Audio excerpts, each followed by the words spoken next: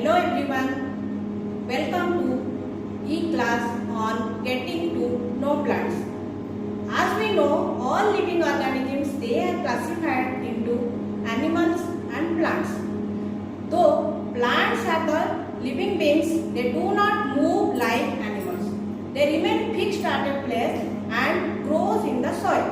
Although there are large number of plants around us, but we have little knowledge about them. So let us learn something more about the plants. There are different kinds of plants around us. Some bear flowers like rose and jasmine. They are called flowering plants. Some plants they do not bear flower like algae, moss, ferns. They are called non-flowering plants. Before going to learn about the plant parts, first of all, we should know the different kinds of plant. Let us classify the plants. Some plants are very big, some plants are very small, some plants can stand upright and some plants cannot. So based on this, the plants can be classified into 5 groups: herbs, shrubs, trees, creepers and climbers. So let us discuss about the different kind of plants in detail. Have you seen tomato plant? The stem of the tomato plant, it is green in color and it is very soft and tender. We can bend it easily. So the plants having green, soft and tender stem, they are known as herbs. Some of the common examples of herbs are grass, mint, wheat, paddy, maize, radish, etc. Now let us move to the another kind of plant called shrubs. Some medium-sized plant like this plant, the stem is very thin but it is hard and woody, and the branches they come out from the base of the plant. These type of plants are called shrubs, and some common shrubs are rose, tulsi, hibiscus, lemon, jasmine, etc. Let us move to another kind of plants. They are known as trees. You must have seen mango tree, neem tree, banyan tree. In those plants, the stems are very thick and hard, and generally their branches they appear higher up in the stem. These type of plants are known as trees. Some common trees are oak, peepal, eucalyptus, neem, etc. Let us move to the another kind of plants. Some plants are there like money plant, pumpkin, watermelon. In those plants, the stems are very weak, so that they cannot stand upright. These type of plants are classified as creepers and climbers. What are creepers? The plants with weak stem which cannot stand upright and they spread on the ground, they are known as creepers. For example, pumpkin, muskmelon, watermelon. And some plants are there with weak stem that cannot stand upright, so they climb up with the help of nearby support. So these plants are known as climbers, and some examples are money plant, tea, grapes, etc.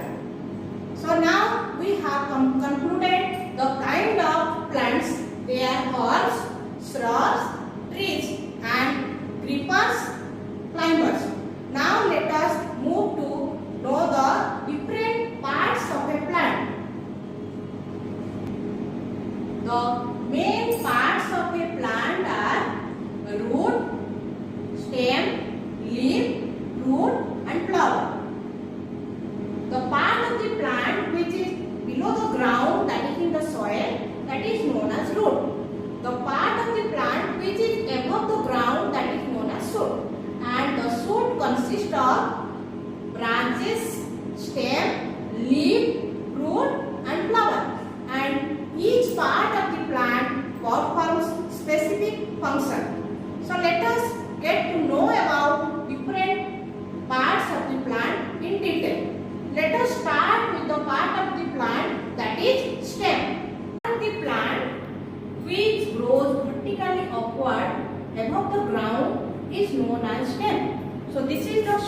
you can see.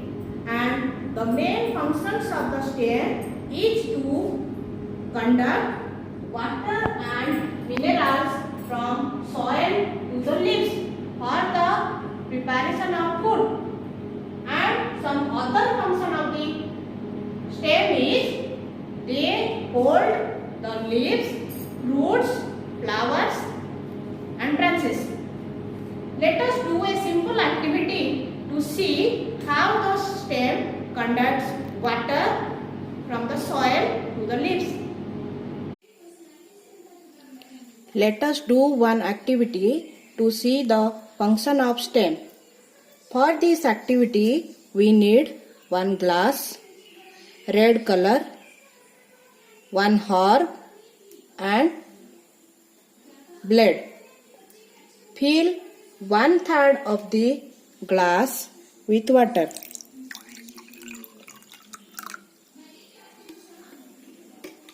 Then add few drops of red color to the water.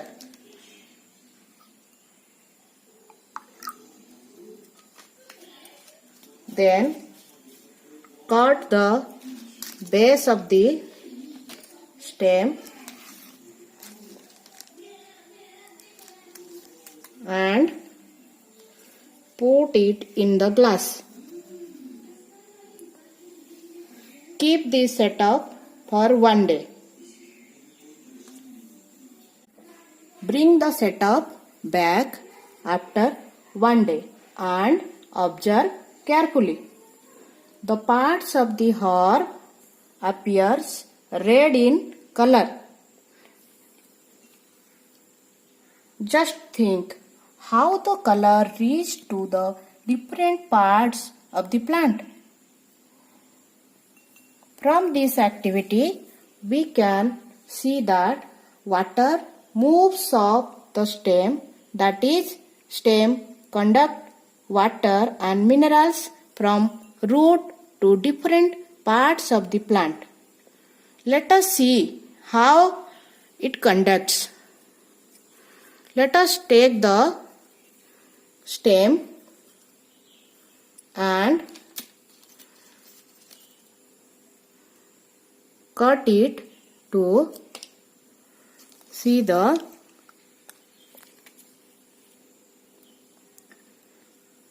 cross section. You can see there are red spots in the stem. These red spots, they are the tubes which carry water from root along the stem to leaf. This is how stem conducts water and minerals in the plant. Now let us go to the next part of the plant, that is leaf. Leaf is the most important part of the plant, and this is the flat, broad and green part of the plant. Leaves of different plants have different shapes and sizes, but all of the leaves, they have same basic structure. Let us see the structure of leaf. See, this is a leaf. You can see it have mainly consist of two parts.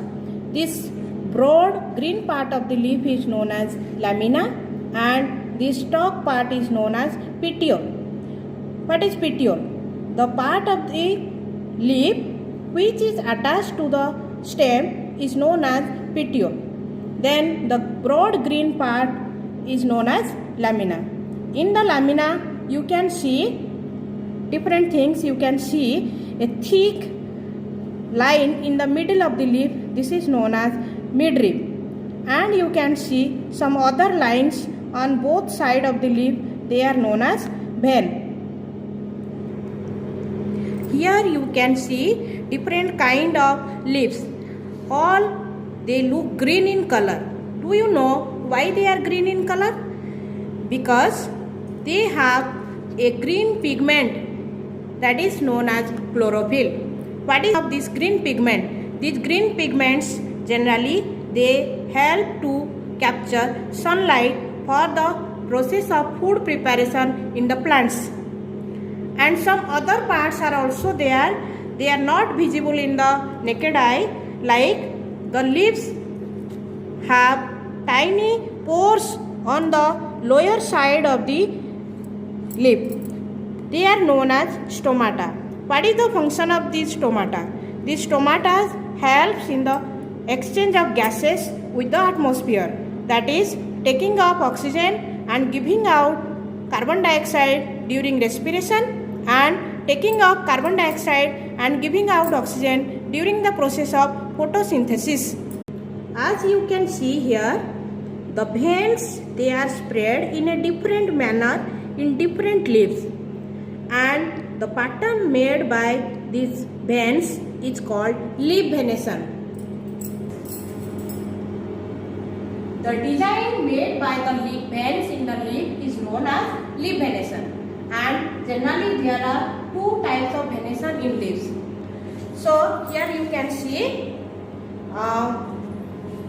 here the veins, they are arranged like net on the lamina.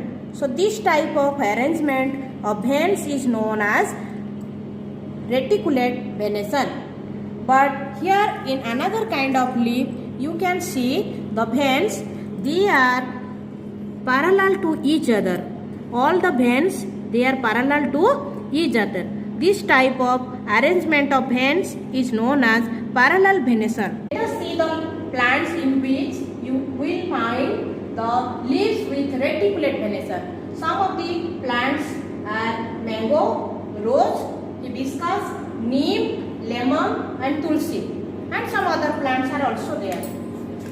And some plants in which you will find parallel venation, some of the examples are wheat, rice, maize, banana, grass, etc.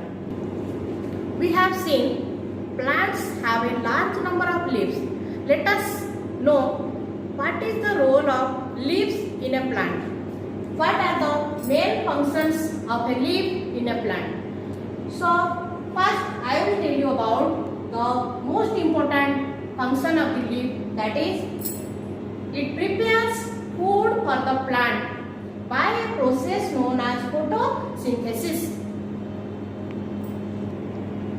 Another function of leaf is that it removes the excess water from the plants in the form of water vapor by a process known as transpiration. And another function of leaf is that it helps in the exchange of gases with atmosphere for the process of respiration and photosynthesis. Let us discuss the different functions of leaf in detail. So first will photosynthesis. As we have learned in the previous classes that all the animals, they depend on plants for their food. But do you know how these plants, they prepare their food? They prepare their food by a process known as photosynthesis. In this process, the plants, they combine carbon dioxide and water in presence of sunlight captured by the chlorophyll present in the leaves. And the food prepared by the leaves, that is in the form of glucose, which is stored in different parts of the plant in the form of starch. Let us do one activity to see that the food prepared by the plants, it is stored in the leaves in the form of starch. For this activity, we need leaf, burner, beaker, test tube, water, a plate and iodine solution. First, put a leaf in a beaker having boiling water. Then, after some time, take out the leaf and put into a test tube having alcohol. And put the test tube into the beaker. Heat the beaker till all the green color from the leaf comes out into the alcohol. Then take out the leaf carefully and wash it in water. Then take out the leaf from the water and put on a plate and pour 2 to 3 drops of iodine solution over it.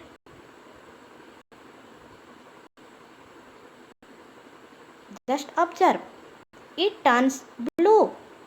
Does this mean that the leaf has starch in it? Yes, the food prepared by the process of photosynthesis are stored in the form of starch. Let us learn about another function of the leaf, that is transpiration. As we know, the plants, they are absorbing water from the soil through the roots all the time. Some of the water is used by the plants for the process of photosynthesis, but some excess amount of water that remains inside the plant body, that is removed out of the plant through the leaves in the form of water vapor. That process is known as transpiration. Let us do one activity to see the process of transpiration in plants. For this activity, we need transparent polythene, thread and a potted plant. Ensure that the potted plant have sufficient leaves. Take the polythene bag and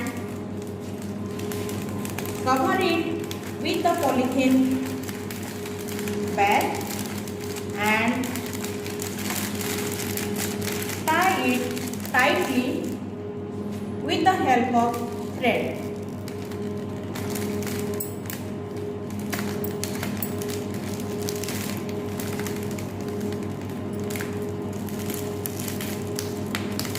While tying, ensure that the transparent polythene is tied to the twig of the plant with leaves.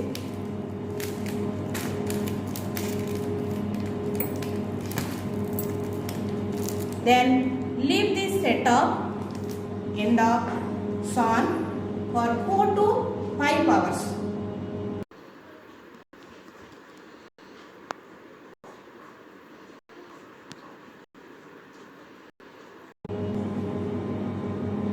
After 5 hours, we have taken the setup back to see the process of transpiration.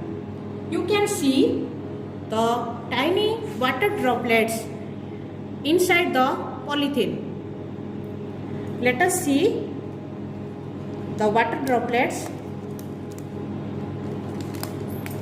Let us untie the polythene, then see the water droplets. You can see clearly there are many water droplets inside the transparent polythene. These water droplets, they are released by the leaves by the process of transpiration.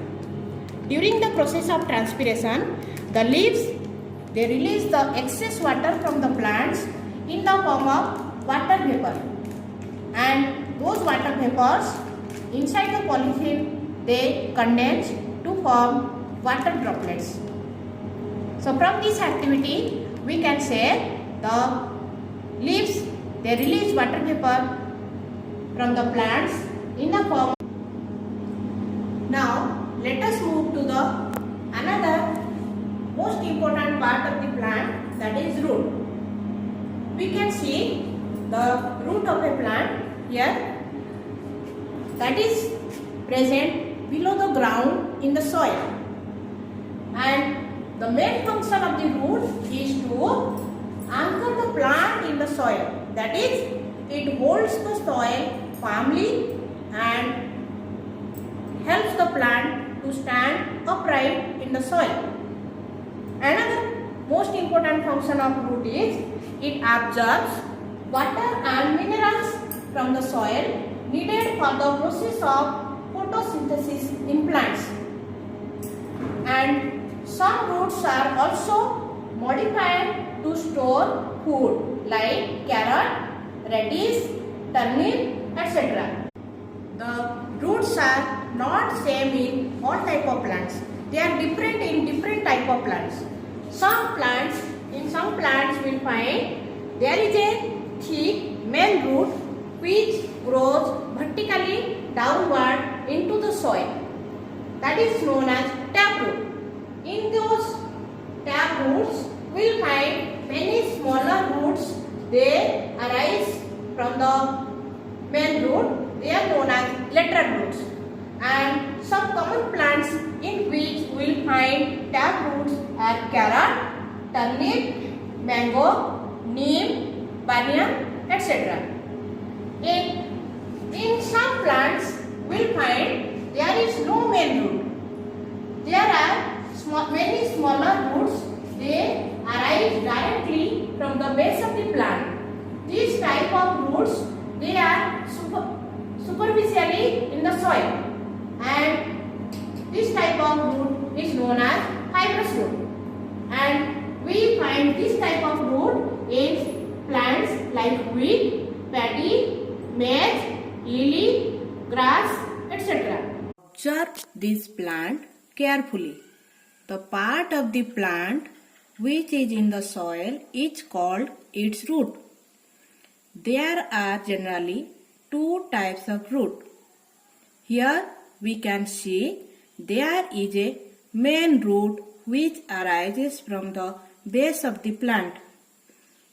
This type of roots are called taproot. There are many other smaller roots which arises from the main root. These roots are called lateral roots. But in this plant, there is no main root. Many similar roots, they arise directly from the base of the plant. This type of roots are called fibrous roots. Now, can you give some examples of taproot and fibrous root? Observe one thing carefully. The plant having taproot have leaves with reticulate venation, and the plant with fibrous root have leaves with parallel venation. So, we can say the type of root by looking at the venation in the leaves. So, next time when you uproot some unwanted plants, observe the type of root and pattern of venation in the leaves. Let us move to the most beautiful and attractive part of the plant, that is flower. Some plants they have flower and some plants they do not have flower. The plants which bear flower are called flowering plants. Different plants have different shape and size flower. Let us see the basic structure of a flower. Look at this flower clearly. All the flowers have the same basic parts. These leaf-like green parts at the outermost circle of flower are called sepals. They protect the flower when the flower is in the bud state. Next to sepals, these prominent colored part of the flower are called petals. Petals of flower can be of different colors, shape and sizes. Some petals are blue in color, some petals are white in color, some are yellow in color, some are blue in color, and some are of any other color. Some petals have natural scents in them, due to which they smell very nice. like jasmine. The petals, they attract the insects towards it. The number of sepals and the number of petals, it is different in different flowers. In some flowers, they are equal in number, and in some flowers, they are different. It is different in different flowers. Inside the petals, you can see these stalks with swollen tops. They are called the stamens. They are the male part of a flower. It is made up of two parts. This stalk of the stamen is known as the filament, and the swollen top is known as anther. These anthers contain a yellow colored powder like substance called pollen grains. In the center of the flower, you will find a flask shaped organ known as pistil. This is the female part of the flower. It is made up of three parts.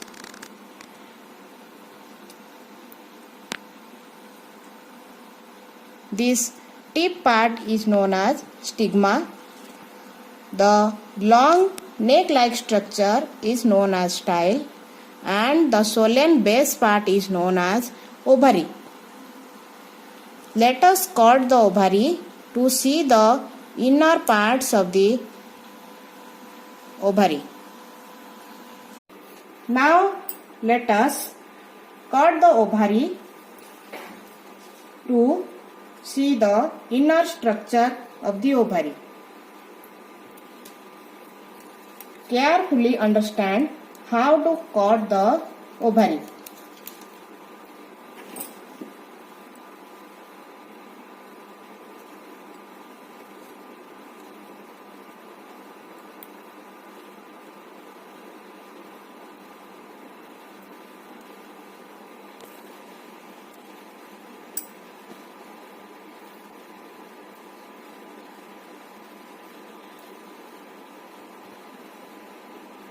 See, this swollen part is the ovary.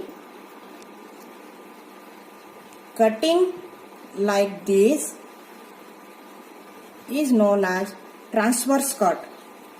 When we cut it like this, you can see small bead-like structures inside the ovary.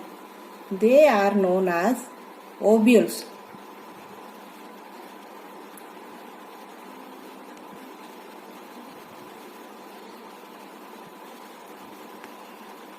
Now we have studied different parts of flowers. The number of sepals and number of petals, stamens and pistil, they vary from flower to flower. Next time when you visit to a park or garden, try to observe these things carefully. Now we have completed the chapter Getting to Know Plants.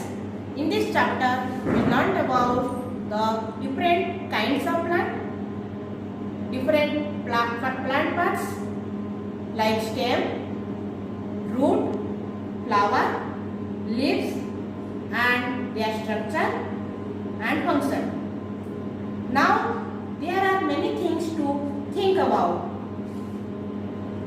A plant survives or not if we pluck all its leaves? What if there will be no plants on the earth? How the stem conducts water in the plants in the upward direction against gravity? How do the climbers climb up with the help of nearby support? So many things are there to think. At last, I will suggest you to learn some new things about the plants from your surrounding. Thank you.